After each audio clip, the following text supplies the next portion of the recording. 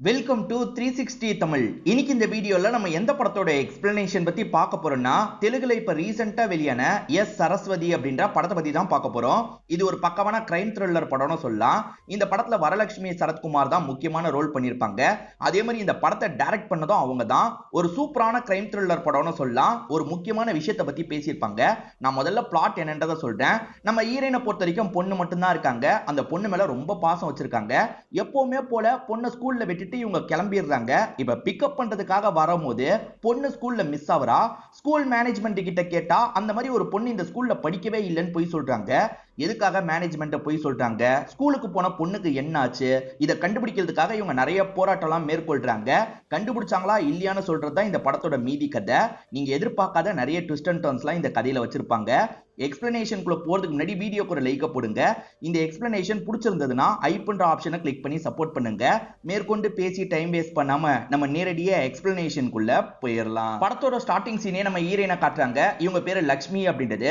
இவங்களை பொறுத்த வரைக்கும் சரஸ்வதி அப்படின்ற ஒரு பொண்ணு இருக்கா. அம்மாவை காலையில எழுப்பி விடுறா. இவங்க ஜாலியா விளையாடிட்டு இருக்காங்க. லக்ஷ்மியோட ஹஸ்பண்டுக்கு என்னாச்சு ஏதாச்சுன்னு தெரியல. இப்போதைக்கு இவங்களுக்கு இருக்கிறது பொண்ணு மட்டும்தான். இன்னைக்கு பொண்ணோட பர்த்டேவா இருக்கும். பொண்ணுக்கு வேண்டிய எல்லா விஷயத்தையும் இவங்க வாங்கி தந்துட்டு இருக்காங்க. இன்னைக்கு சுதந்திர தினமாவும் இருக்கும். சுதந்திர தினம்னு வந்துருச்சுன்னா ஸ்கூல்ல ஃபங்க்ஷன் மாதிரிலாம் பண்ணுவாங்கல்ல, அதுக்கான ஏற்பாடுலாம் நடந்துட்டு இருக்கு. இவங்களுமே எப்பவுமே போல பொண்ணை டிராப் பண்றதுக்காக வந்துடுறாங்க. பொண்ணு கிட்ட பார்த்து பத்திரமா போன்னு சொல்லிட்டாங்க. நீங்களும் பத்திரமா போங்கன்ற மாதிரி பொண்ணு சிரிச்சுக்கிட்டே உள்ள போயிடுறா. இப்ப இவங்களுமே வேலை பார்க்குற இடத்துக்கு போயிட்டு இருக்காங்க. இவங்க ஒரு ஹாஸ்பிட்டல்ல நர்ஸா வேலை பார்த்துட்டு இருக்காங்க. வேற ஒரு நர்ஸ் ஒரு பாட்டிக்கு ஊசி போடுறதுக்கு போறாங்க. இல்ல இல்ல எனக்கு லட்சுமி போடட்டும்ன்ற மாதிரி அந்த பாட்டி சொல்றாங்க. நீ தாமா வலிக்காம போடுவ, அதனால தான் அப்படின்ற மாதிரி பாட்டி சொல்றாங்க. பாட்டியும் உன் பொண்ணு எப்படி இருக்கா எல்லாம் ஓகே தானேன்னு கேட்கும்போது இன்னைக்கு என் பொண்ணோட பர்த்டேன்ற மாதிரி இவங்க சந்தோஷமா ஷேர் பண்றாங்க. அதே மாதிரி இப்ப லஞ்ச் டைம் வந்துருது. இவங்க சாப்பிடலாம் செஞ்சுட்டு இருக்காங்க. இன்னைக்கு பொண்ணோட பர்த்டேல எங்கேயாவது வெளியே கூட்டு போலான்ற மாதிரிலாம் யோசிக்கிறாங்க. இப்ப பொண்ணை பிக்கப் பண்றதுக்காக வெயிட் பண்றாங்க. ஆனா பொண்ணு வர மாதிரியே தெரியல. என்ன பொண்ணு வரவே மாட்டா அப்படின்ற மாதிரி இவங்க யோசிக்கிறாங்க. ஆல்மோஸ்ட் எல்லாருமே போயிடுறாங்க. இவங்களும் உள்ள வந்து செக் பண்றதுக்காக ஒரு டீச்சர் கிட்ட கேட்டு பாக்குறாங்க. ஓஹோ உங்க பொண்ணு பேரு சரஸ்வதியா, இந்த கிளாஸா, நான் போய் பாக்குறேன்ற மாதிரி இந்த டீச்சர் பாக்குறதுக்காக போறாங்க. அப்படி பாக்குறதுக்கு போன டீச்சர் இருக்காங்கல்ல, வேற ஒரு பொண்ணை கூட்டு வராங்க. இவ தான் சரஸ்வதின்னு சொல்றாங்க. இல்ல இல்ல நான் என்னோட சரஸ்வதியை பாக்குறதுக்காக வந்திருக்கேன்னு சொல்றாங்க. இல்லங்க அந்த கிளாஸ்ல ஒரே ஒரு சரஸ்வதி தான் படிக்கிறா, அது இவ தான் அப்படின்ற மாதிரி இந்த டீச்சர் சொல்றாங்க.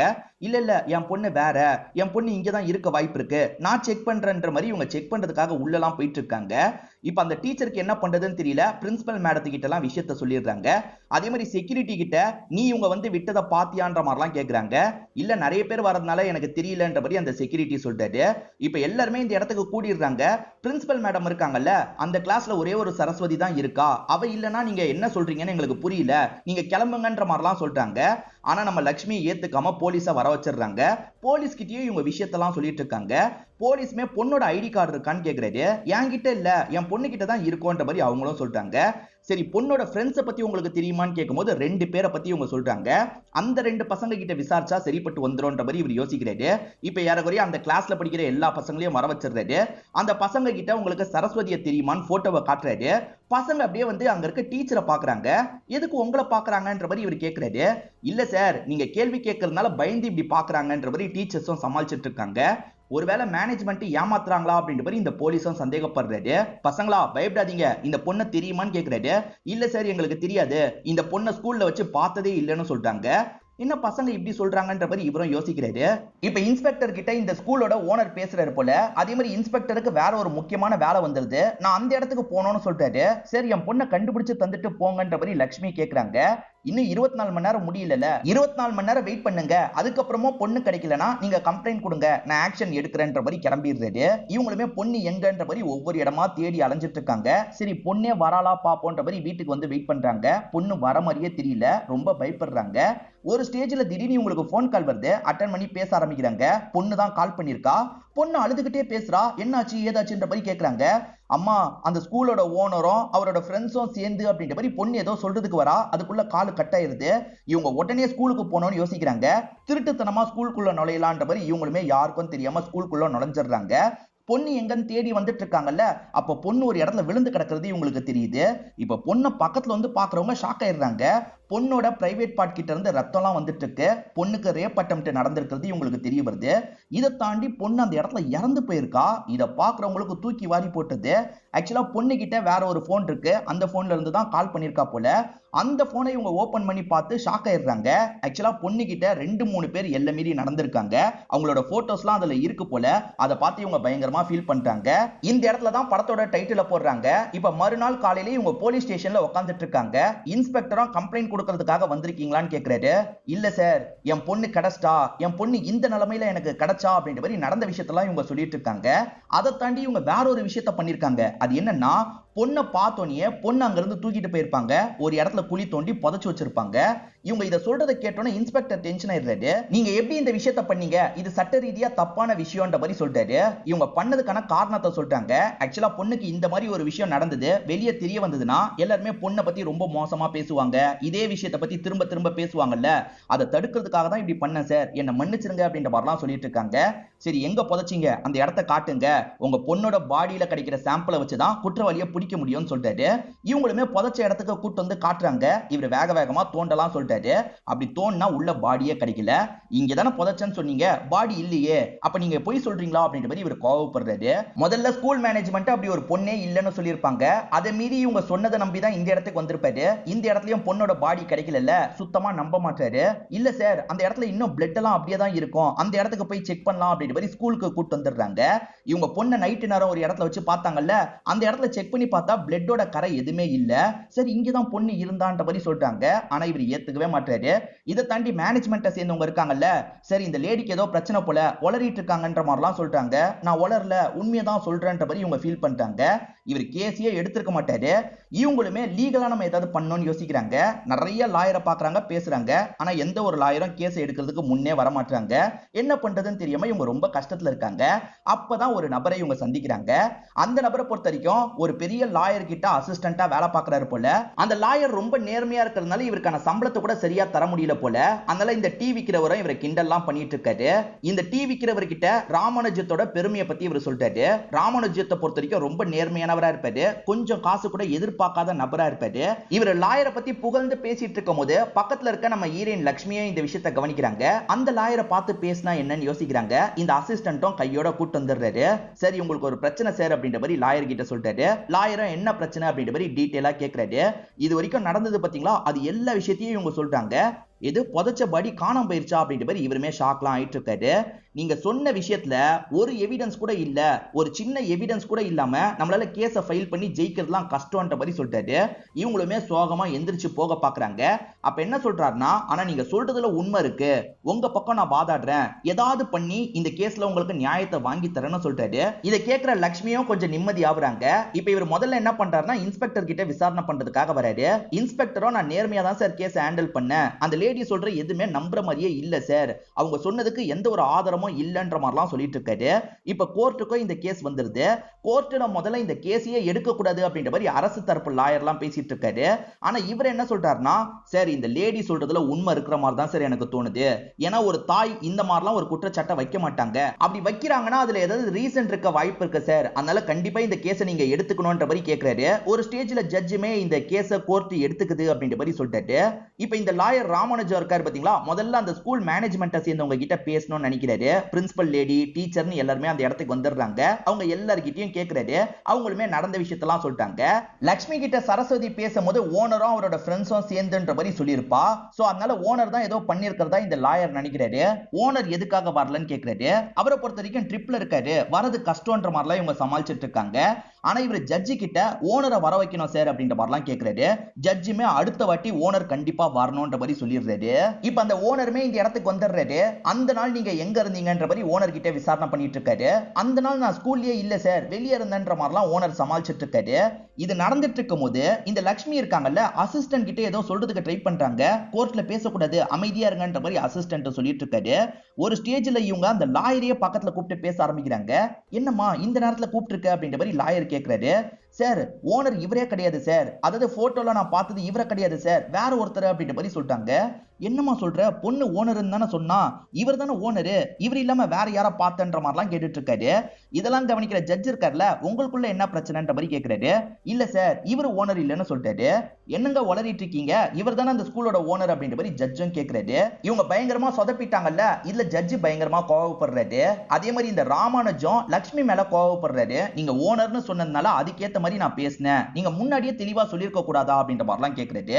இப்ப அந்த ஸ்கூல் சார்ந்த ஒரு ஆல்பத்தை அசிஸ்டன்ட்ட கொண்டு வர வச்சிடுறாரு. அந்த ஸ்கூல்ல வேலை பார்க்கறவங்க, ஃபங்க்ஷனுக்கு வந்தவங்கன்னு எல்லாருமே இதுல இருக்காங்க, இத பார்த்து யாருன்றத சொல்லுங்கன்ற மாதிரி கேக்குறாரு. இவங்களுமே ஒவ்வொரு பக்கமா திருப்பி பாக்குறாங்க. இவர்தான்ற மாதிரி ஒரு நபரை காட்டுறாங்க. ஓ இவரான்ற மாதிரி இவங்க நோட் பண்ணி வச்சுக்கிறாங்க. ஆனா அடுத்த பக்கம் திருப்பி இல்ல இவருன்ற மாதிரி சொல்றாங்க. இப்ப ரெண்டாவதா ஒரு நபரோட போட்டோவை காட்டுறாங்கல்ல, அவர் ரொம்பவே பெரிய மனுஷன் போல. எது இவரா, இவர் அந்த ஸ்கூலுக்கு எதுக்கு வர போறாரு, அவர் எதுக்காக இந்த விஷயத்த பண்ண போறாரு, நீங்க சொல்றதுல லாஜிக்கே கிடையாது, எனக்கு என்னமோ நீங்க மென்டலா பாதிக்கப்பட்டிருக்க மாதிரி தோணுதுன்ற மாதிரி சொல்றாரு. இல்ல சார், நான் உண்மையை தான் சொல்றேன்ற மாதிரி சொல்றாங்க. ஆனா இவர் ஏத்துக்க மாட்டாரு. முதல்ல இங்க இருந்து கிளம்புங்கன்ற மாதிரி அனுப்பி வச்சிடுறாரு.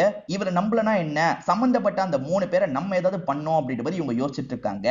ஆக்சுவலா இவங்க ட்ரீட்மெண்ட் கொடுத்த ஒரு பாட்டி இருக்காங்கல்ல, ஏமா கலெக்டர் ஆபீஸ்ல தெரிஞ்சவங்க இருக்காங்க, நீ கலெக்டர் கிட்ட போய் இந்த விஷயத்த சொல்லுன்ற மாதிரி சொல்றாங்க. இவங்களுமே கலெக்டர் கிட்ட ஒரு மீட்டிங் ஏற்பாடு பண்ணிட்டு கலெக்டரை பார்க்கிறதுக்காக வந்துடுறாங்க. கலெக்டர் கிட்ட இந்த எல்லா விஷயத்தையும் சொல்றாங்க. கலெக்டர் என்ன சொல்றாருன்னா, நீ சொல்ற எந்த ஒரு விஷயத்துக்கும் எவிடன்ஸ் இல்லையேமா, என்ன பண்ண முடியும், நீ கிளம்புன்ற மாதிரி சொல்றாரு. சரி ஓகேன்ற மாதிரி இவங்களும் எந்திரிச்சு கிளம்ப ஆரம்பிக்கிறாங்க. இப்ப இன்ஸ்பெக்டர் வேலை பார்த்துட்டு இருக்கும் போது இன்ஸ்பெக்டர் கிட்ட பேசுறதுக்காக வராங்க. மறுபடியும் உனக்கு என்னமா வேணும், நான் பிஸியா வேலை பார்த்துட்டு இருக்கேன், என்ன டிஸ்டர்ப் பண்ணாது அப்படின்ற மூஞ்ச காட்டுறாரு. அப்ப இவங்க இருக்காங்கல்ல, சார் நான் ஒரு 3 கொலை பண்ணிட்டேன், சரண்டர் ஆவறதுக்காக தான் வந்திருக்கேன்னு சொல்றாங்க. எது 3 கொலை பண்ணிட்டியா அப்படின்ற மாதிரி பயங்கரமா இன்ஸ்பெக்டர் ஷாக் ஆவறாரு.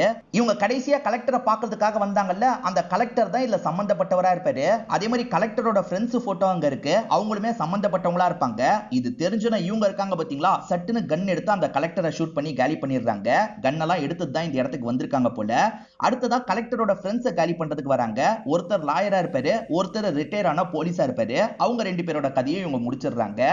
ஆக மொத்தத்துல ஒரே நாள்ல அடுத்தடுத்து 3 கொலை பண்ணிருக்காங்க. இப்ப ஜட்ஜும் எதுக்காக இப்படி பண்ணன்னு கேக்குறாரு. இவங்க 3 பேர் தான் எல்லை மீறி நடந்தாங்க, அதனால தான் இப்படி பண்ணன்ற மாதிரி இவங்க சொல்றாங்க. ஆனா இவங்க சொல்றதுல லாஜிக்கே இல்ல. ஏன்னா சம்பந்தப்பட்ட 3 பேருமே அந்த ஸ்கூலுக்கே அன்னைக்கு போயிருக்க மாட்டாங்க. இதை தாண்டி அதுல ஒருத்தர் அந்த சமயம் வெளியூர்ல இருந்திருப்பாரு. அவர் எப்படி இந்த விஷயத்த பண்ணிருக்க முடியும், இந்த பொண்ணுக்கு என்ன பிரச்சனைன்னு தெரியல, வேற ஏதோ ஒரு காரணத்துக்காக கொலை பண்ணிருக்கா போலன்ற மாதிரி யோசிக்கிறாங்க. தண்டனை எல்லாம் வழங்கிடுறாங்க. இப்ப இவங்க தண்டனையில இருக்கும் போது ராமானுஜமும் பார்த்து பேசுறதுக்காக வராரு. ராமானுஜத்துக்கிட்ட நான் செய்ய வேண்டிய விஷயத்தை தான் செஞ்சிருக்கன்ற மாதிரிலாம் இவங்க சொல்றாங்க.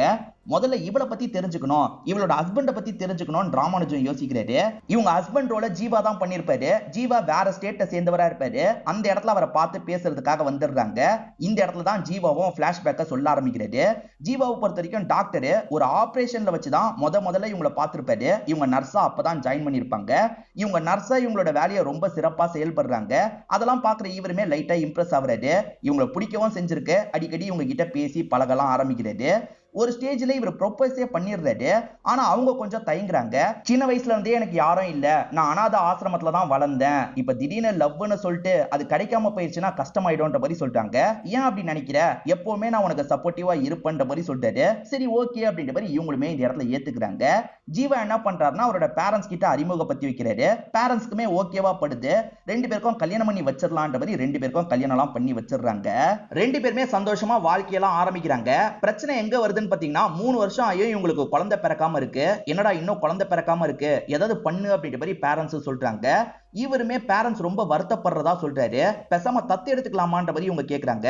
இல்ல பேரண்ட்ஸ் என் மூலியமா வர வாரிசு தான் வேணும்னு நினைக்கிறாங்க, ஏதாவது ட்ரீட்மெண்ட் மாதிரி நம்ம ஃபர்தரா ப்ரொசீட் பண்ணா என்னன்ற மாதிரி கேக்குறாரு. ஆனா ட்ரீட்மெண்ட் பண்றதுல இவங்களுக்கு பெருசா விருப்பம் இல்ல போல. இது ரிலேட்டடா இவங்க 2 பேருக்குள்ள சண்டை வந்திருக்கும். அதனால தான் அவங்க வீட்டை விட்டு வெளியே போயிருப்பாங்க. இதுதான் நடந்தது, எங்களுக்கு குழந்தையே கிடையாதுன்ற மாதிரி ஜீவா சொல்றாரு. குழந்தையே இல்லனா அவங்க குழந்தைன்னு சொல்றது யாரு அப்படின்ற மாதிரி இவருமே இந்த இடத்துல யோசிக்கிறாரு. லட்சுமி என் பொண்ணுன்ற மாதிரி சொல்லிக்கிட்டே இருக்காங்கல்ல, என்ன ஏதுன்றத விசாரி அப்படின்ற மாதிரி அசிஸ்டன்ட் கிட்ட சொல்றாரு. இப்ப அசிஸ்டன்ட் லட்சுமிக்கு வேண்டிய நிறைய பேர்கிட்ட விசாரணை பண்றாரு.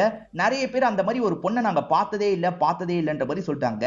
என்ன எல்லாருமே பார்த்ததே இல்லைன்னு சொல்லிட்டாங்க, அப்ப பொண்ணே இல்ல போலன்ற மாதிரி யோசிக்கிறாரு. அதே மாதிரி லட்சுமி ஒரு இடத்துல பாடியை புதைச்சாங்கல்ல, அது புதைக்கிற இடமா தான் இருக்கும். அங்க இருக்க வெட்டியாங்கிட்ட பேசுறதுக்காக வந்துடுறாரு. அந்த வெட்டியான் பார்த்த ஒரு விஷயத்த சொல்றாரு. அந்த நாள் நைட்டு அவர் சரக்க போட்டு படுத்துட்டு இருந்திருப்பாரு. அந்த இடத்துக்கு இவங்க வந்திருப்பாங்க, புதைக்கிற மாதிரிலாம் பண்ணிருப்பாங்க. ஆனா உண்மையில அவங்க யாரையுமே தூக்கிட்டு வரல சார், வெறும் மண்ணை தோண்டி புதைக்கிற மாதிரி பண்ணாங்க, இல்லாத பாடியை இழுத்து மண்ணுக்குள்ள போடுற மாதிரிலாம் பண்ணாங்க, மென்டலா பாதிக்கப்பட்டிருக்காங்கன்னு விட்டுட்டேன்ற மாதிரிலாம் இவன் சொல்றான். சோ அவங்க கற்பனை தான் பண்ணிருக்காங்கன்றது இவருக்கு புரிய வருது.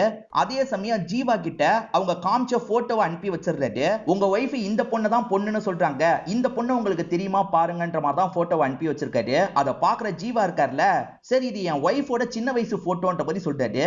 இது உங்க ஒய்ஃப் போட்டோவா அப்படின்ற மாதிரி கேட்டுட்டு இருக்க இந்த லாயர் ஷாக் ஆகுறாரு. ஆக்சுவலா இவங்களோட சின்ன வயசு போட்டோவை தான் இவங்க பொண்ணு போட்டோன்ற மாதிரி இவங்க சொல்லியிருக்காங்க. எதனால இப்படி சொன்னாங்கன்னு ஒரு கேள்வி வருது இல்ல, இங்கதான் படத்தோட இன்ட்ரோல போடுறாங்க. இந்த ராமானுஜத்துக்கு ஒரு டாக்டர் ஃப்ரெண்ட் இருப்பாரு. அந்த டாக்டர் ஃப்ரெண்ட வேற ஸ்டேட்ல இருந்து இந்த இடத்துக்கு வர வச்சிடுறாரு. இந்த டாக்டர் ஃப்ரெண்ட் கிட்ட எல்லா விஷயத்தையும் ஷேர் பண்றாரு. எப்படி இப்படி நடக்க வாய்ப்பு இருக்குன்ற மாதிரி கேக்குறாரு.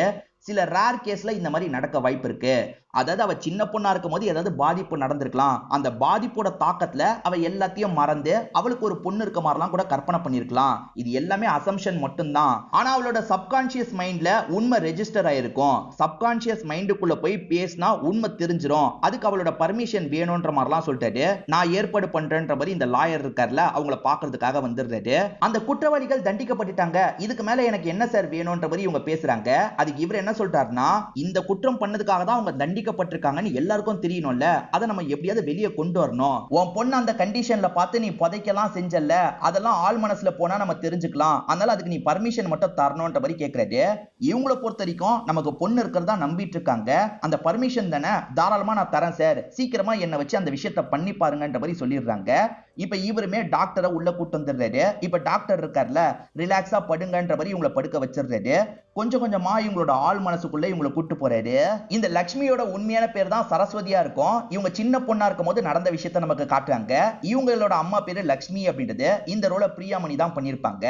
ஆக்சுவலா இவங்க பொண்ணு கிட்ட பாசமா இருந்த மாதிரி காமிச்சாங்கல்ல, அது எல்லாம் இவங்க அம்மா இவங்க கிட்ட பாசமா இருந்த விஷயமா இருக்கும். அப்பா கிஷோரா இருப்பாரு. ரெண்டு பேருமே பொண்ணு மேல அதிக பாசம் வச்சிருக்காங்க. பொண்ணுக்கு சுதந்திர தினம் அன்னைக்கு தான் பர்த்டேவா இருக்கும். பார்த்து போயிட்டு வான்ற மாதிரி பொண்ணு கிட்ட சொல்லிட்டாங்க. நீங்களும் பார்த்து போயிட்டு வாங்கன்ற மாதிரி பொண்ணு ஸ்கூலுக்குள்ள வந்துடுறா. பிரசன்ட்ல 3 பேர் கொல்லப்பட்டிருக்காங்கல்ல, அதுல ஒருத்தர் ஓனரா இருப்பாரு, 2 பேர் சீஃப் கெஸ்டா வந்தவங்களா இருப்பாங்க. இப்ப ஃபங்க்ஷன் முடிஞ்சிருது. இந்த பொண்ணுமே பர்த்டேன்றதுனால எல்லாருக்குமே சாக்லேட் தந்துட்டு இருக்கா. இவங்க 3 பேர் ஒரு ரூம்ல இருப்பாங்க. அந்த ரூம்லயும் சாக்லேட் தரதுக்காக இவ வந்திருப்பா. இவங்க 3 பேருமே இந்த பொண்ணு கிட்ட தப்பா நடந்துக்கணும்னு முடிவு பண்றாங்க. கதவை சைலண்டா சாத்திடுறாங்க. இந்த பொண்ணு கிட்ட எல்லை மீறி நடந்துட்டு இருக்காங்க. இப்ப ஈவினிங் ஆயும் பொண்ணு வராம இருக்கால, அதனால பேரண்ட்ஸ் இந்த இடத்துக்கு வந்துடுறாங்க. ஸ்கூல் முழுக்க செக் பண்ணோம் அப்படின்ற மாதிரி செக்லாம் பண்றாங்க. அப்பயுமே பொண்ணு கிடைக்க மாட்டா. சரி வெளியே போய் செக் பண்ணலான்ற மாதிரி வெளியே வச்சும் செக்லாம் பண்ணிட்டு இருக்காங்க.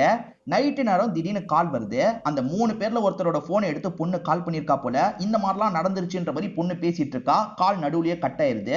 இவங்க ஸ்கூலுக்கு வந்து பார்க்கும்போது பொண்ணு ரொம்ப மோசமான கண்டிஷன்ல இருக்கா. இதை பாக்குறவங்க உடஞ்சு போயிடுறாங்க.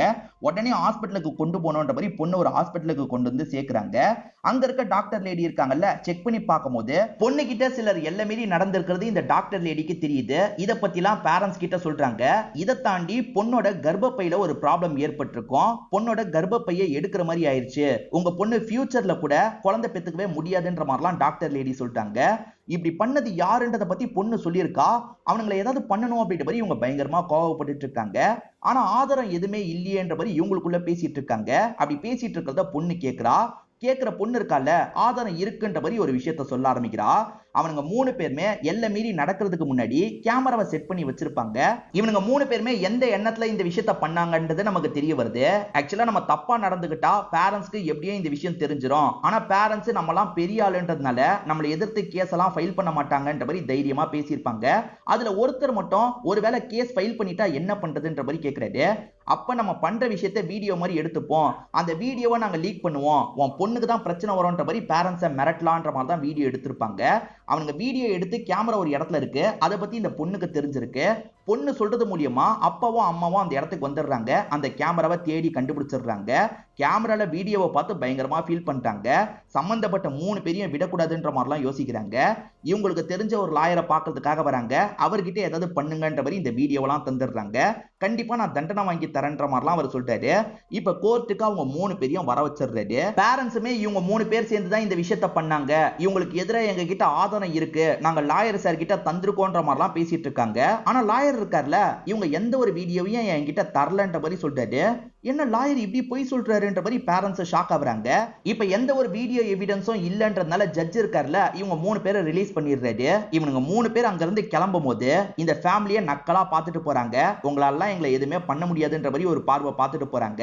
இப்ப பின்னாடியே வந்த இவங்க லாயர் இருக்கார்ல, இவங்க கிட்ட மன்னிப்புலாம் கேட்கறாரு. இந்த லாயருக்கு ஒரு ஃபேமிலி இருக்குல்ல, அந்த ஃபேமிலியை மிரட்டி தான் இவரை இந்த விஷயத்த பண்ண வச்சிருப்பாங்க. என்கிட்ட இருந்து அந்த வீடியோவை புடுங்கிட்டாங்க, என்ன மன்னிச்சிருங்க அப்படின்ற மாதிரிலாம் சொல்லிட்டு இருக்காரு.